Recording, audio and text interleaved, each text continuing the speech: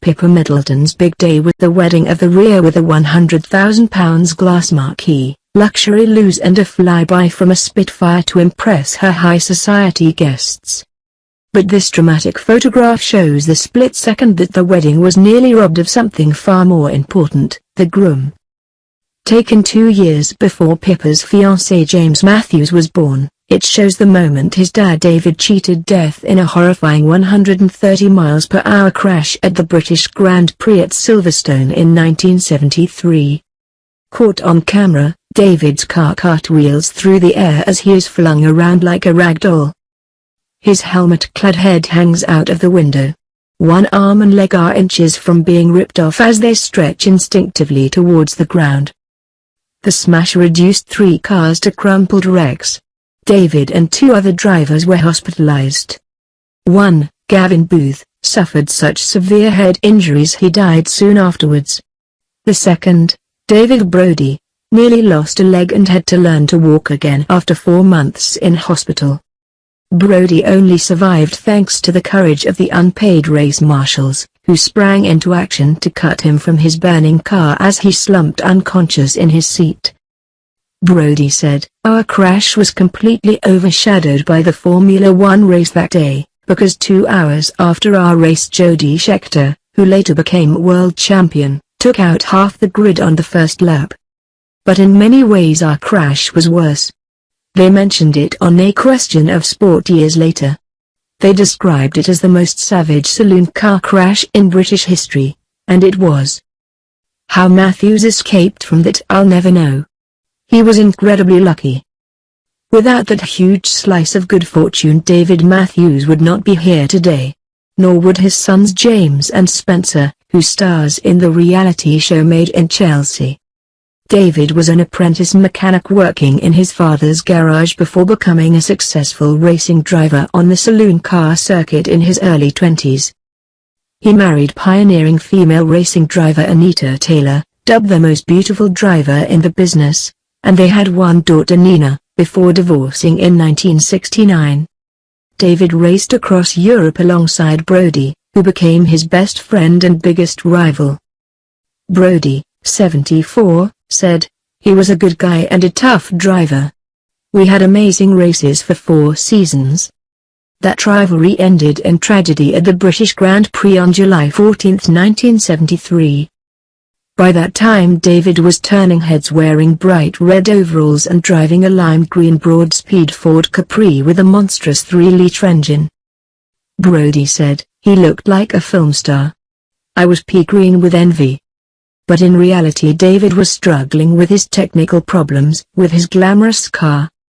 And on his 8th lap of the Silverstone track he came unstuck, jostling for second place with Brodie, who was leading the championship in his Ford Escort.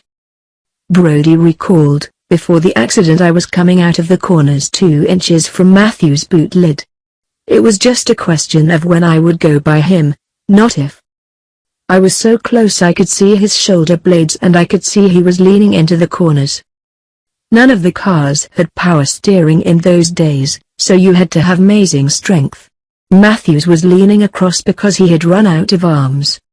Flying into Abbey Curve at 140 miles per hour, David and Brodie came up to lap Gavin Booth, who was driving a 1-liter Mini Cooper. Brodie said, "Matthews couldn't adjust and slammed into Booth's Mini like it was a snooker ball. The last thing I saw was his Capri cartwheeling through the air as he hung out like a rag doll. Then my car exploded. I thought I was going to die." After being shunted off and spinning on the grass, Booth had tried to re-enter the race. But he was so disorientated he rejoined the track driving in the opposite direction and hit Brodie head-on. Brodie said, "The Mini came on from the side. I didn't even see it coming. Booth must have been doing about 70 miles per hour and I was doing 130 miles per hour, so it was a 200 miles per hour head-on impact. The impact was colossal.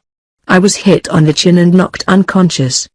My car went over the top of his and started barrel rolling. Booth ended up on the other side of the circuit with his engine practically in his face. The crash was so bad spectators on the opposite side of the circuit saw smoke rising from the track. The safety marshals raced to help, hoping they would find live drivers, not just broken bodies. David had been thrown clear of his car and was lying limp in the grass, but Brody and Booth both had to be cut from their burning vehicles. One marshal, writing on a racing forum 40 years after the crash, said, "That incident still stays in my mind as one of the most violent I have ever seen." David and Brody were both taken to Northampton General Hospital, while Booth's head injuries meant he was taken to Stoke Mandeville in Aylesbury, Buckinghamshire. Remarkably, David escaped with only a couple of broken bones and black dot in his vision. He was released from hospital after just a few days. Brody wasn't so lucky. He had to be resuscitated 3 times before he reached Northampton. His left leg was shattered in 23 places. He had a broken jaw, teeth, and toes, as well as extensive burns. He said, "The doctors wanted to amputate my leg. I heard them talking. They thought I was asleep. They said, 'We'll take him down in the morning and lop it off.' That's when I suddenly came to life and told them I wouldn't let them. And 16 weeks later I walked out of that place on crutches, so I made the right decision. My left leg is a bit of a mess, but I've still got it. I can run, I can drive, I can race, and I can still set lap records." Brody heard Booth was in a bad way but couldn't find out any more at the time, and he was soon preoccupied by the death of his friend Roger Williamson at the Dutch Grand Prix. Williamson, who visited Brody in hospital days earlier, suffocated in his burning car despite fellow driver David Purley trying to save him. Brody saw it live on television from his hospital bed. Brody only discovered that Booth died from his injuries within weeks of the crash after trying to track him down 3 years later to invite him to watch a race at the British GP. Brody said, "There was no record of him anywhere. It was as if racing forget he ever existed. It was very sad." David Matthews, now 73, only ever returned to the track once that Brody can remember. The pair were partners in a 3-hour race at Silverstone when the engine blew up with David at the wheel. Matthews retired from racing and made his fortune in used cars, eventually selling his business Kirby Central Group for £8.5 million. He met his new wife Jane Parker, had 3 sons, moved to the 30-acre estate Cornton Manor in Lincolnshire where James and Spencer grew up. In 1995 he bought and revamped Eden Rock on St. Barth's Island in the Caribbean, which is now one of the world's most exclusive hotels attracting stars such as Elton John, Brad Pitt, Beyoncé, and Leonardo DiCaprio. Its most expensive suite costs an eye-watering £25,000 a night. But David's accidents and injuries did not discourage James, 41, from pursuing his own career as a racing driver, winning the British Formula Renault Championship and the Eurocup Formula Renault in 1994. He also raced in the British Formula 3 Championship.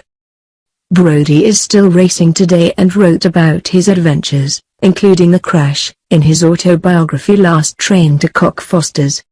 He now lives in Northamptonshire, just a few miles from where James and Pippa are about to tie the knot. Brody said, "I'm a born and bred racer. Matthews wasn't. He loved his racing and got involved in it when he could afford to. He had talent. But when I got injured I knew I was going to race again, even if I only had one leg." Matthews went off and made his money instead. "I never spoke to him about the accident and what caused it. What's the point? It wouldn't change anything.